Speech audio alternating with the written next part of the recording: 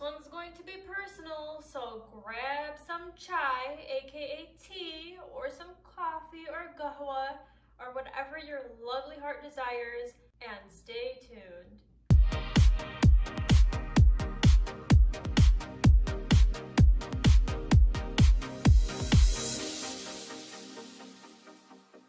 Hello and welcome back to my channel. This is Nicole, and this week's video is going to be about the reasons why I pretty much started this channel, but they're really personal because I'm going to be talking about my blindness, but not just my blindness, but growing up in a very, very old-fashioned culture and where blindness is not really looked at in the most positive way possible. So I faced even more challenges with my blindness because of being Chaldean, aka Middle Eastern.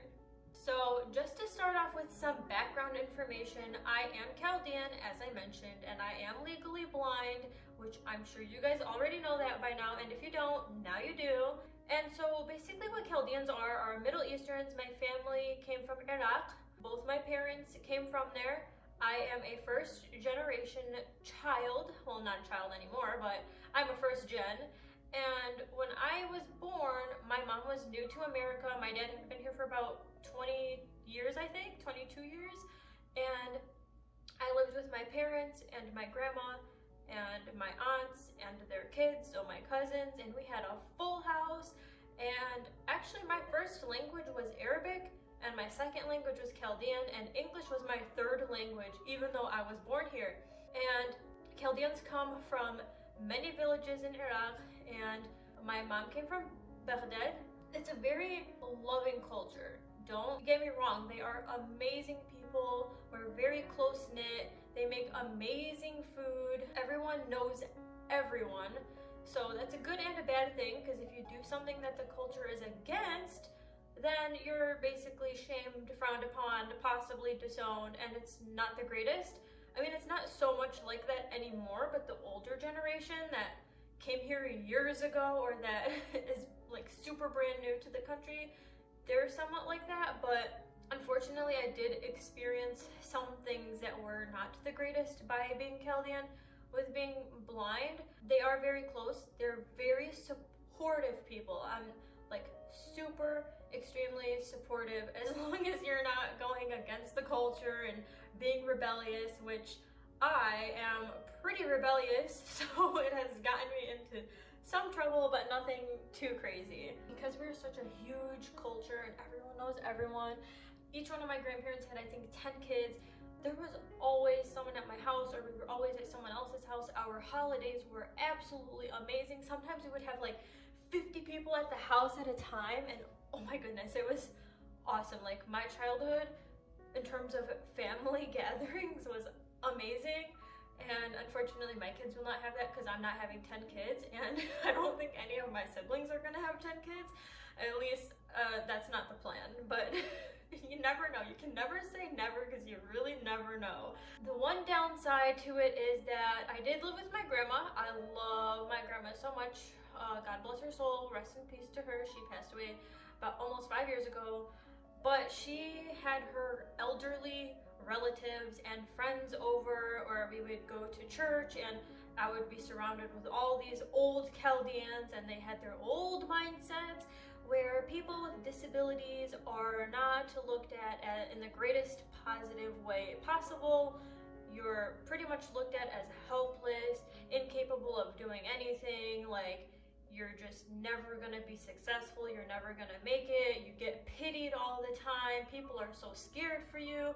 It's like, I need to stand up, hold on, let me hold your hand, you can't do that. And I'm just like, dude, like, what the heck? So I had to experience that as a kid, and that destroyed my confidence to so many levels. Like, oh my god, it was so bad. I'm trying not to like get emotional on camera, but it just, I remember it was so bad to the point where I was 19 when my grandma passed away, and I was very like depressed and not confident, didn't really believe in myself. I wasn't happy until I was 17, and at 19 my grandma passed away, and we had everyone at our house because it's part of the culture. They gather at your house. We had probably 100 people at our house, and I remember one of my cousins was asking help with the dishes, and when I offered to do the dishes, they kept telling me no. Like, everyone would tell me no, but then when someone else offered, they would let them do the dishes. And I remember that night Googling what types of pills I can take enough of to basically make me not wake up. It was, no one knows this. Like, this is the first time I have ever, speaking of this, that at my grandma's funeral, I was looking up how I can die because my family was not letting me wash the dishes. Something as simple as not washing the dishes, guys. My freaking, like, 9-year-old sister can do the dishes. A freaking 3-year-old could probably do the dishes. And I'm over here being told no when they clearly needed the help because they were asking people, and then you're just gonna say no because I'm blind. Like, that makes no sense. I don't need to be able to see to wash dishes, but clearly my family members thought that I did, which was ridiculous.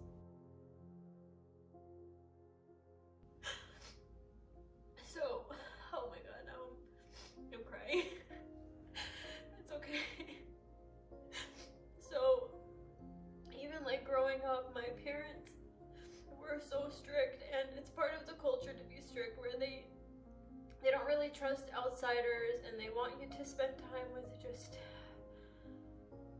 oh my god, they want you to just spend time with people that they really know. And especially when your parents have just come to America and they haven't been here for that long, they're not adapted to the culture, they don't want you to just hang out with people. And I wasn't really allowed to hang out with friends, and I didn't really have many friends. I was afraid to make friends for so long because I was like, what's the point of having friends at school if I can't hang out with them outside of school? And I know that the only friends I really was allowed to hang out with were the ones that were also Chaldean until probably my senior year of high school. And then I was kind of like, screw this shit, I'm gonna hang out with whoever I want to hang out with because I can, and it's my life, and I'm not gonna let someone hold me back from that. And I feel like I was robbed of my childhood with a lot of things, like even camps for blind people. My parents didn't let me go to any camps for blind people, and there were so many opportunities for me to meet other blind people, and I didn't get that. And that's why I'm rebellious as an adult.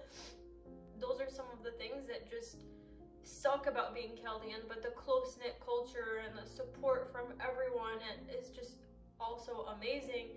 And fortunately, the younger generation, like people my age and even 10 years older, are more supportive and more understanding, and they believe that you can do things. But I've had Chaldeans say things like, who's gonna marry her? Or is she ever going to get married? How is she ever gonna live on her own? And it's just ridiculous to me. Like, how can you be so closed-minded and so rude to say that? Like, they truly don't believe in people with disabilities being able to do things. Just last week, I was talking to my grandma about me using a stove, and she said something like, oh, you should not use a stove. And I'm like, well, what the hell? Like, excuse me. Just because I'm blind doesn't mean I'm never gonna be able to cook. And oh my god, now my adrenaline is going from crying, and oh my god, I'm a mess. I can't believe I'm actually doing this on the internet. The whole world's gonna see this. This is great. But you know what? I created this channel to spread awareness about blindness and people with disabilities, and a lot of my motivation to do that stemmed from being Chaldean and being doubted for so long and being told no. And I just need to make a change, and I need to prove people wrong, and I need to show people that anyone is capable of doing anything regardless of whether they have a disability or not. We are all capable. We might do things differently, but that does not mean that we can't do anything. We can do everything, anything we absolutely want to do, and I will make that happen. I will show the world that I can do that, and by me showing the world that I can do that, I hope that I can inspire and motivate other people to do that. If there are any parents or any guardians of any blind or even disabled. Nobody is disabled. You would be dead if you were completely disabled. So any parent that has a special needs child or a relative, let them live their lives. Let them take risks. Make them take risks. I was afraid for so long because my parents and family members and the culture discouraged me from living my life and stepping out of my comfort zone and basically sheltered me. And as an adult, I felt stupid. I felt like I didn't know anything that all of these people know. And at 24, I still feel like that sometimes because I had to learn on my own. I had to basically rebel against my parents and be like, I don't care, I'm gonna do what I want to do. So let your children interact with other people like themselves. Let them help you around the house. Teach them how to cook, do their laundry, clean. Let them cross the damn street. Oh my God. And encourage them to use their canes. Do not baby them. Don't hold their hands every step of the way. It's like riding a bike. You don't hold your child the entire time they're riding the bike. Eventually you just let go and they keep going and they don't fall. Yes, you can help them out, but don't do everything for them. It's not necessary. You're actually doing worse for your kid and your child or relative, whatever they are, by holding them back and by just holding their hand the entire time. You're literally hurting them for the future. So if you like this video, please like, share, subscribe, and do not forget to hit that bell so you never miss a notification, because you never know when I will cry on camera again.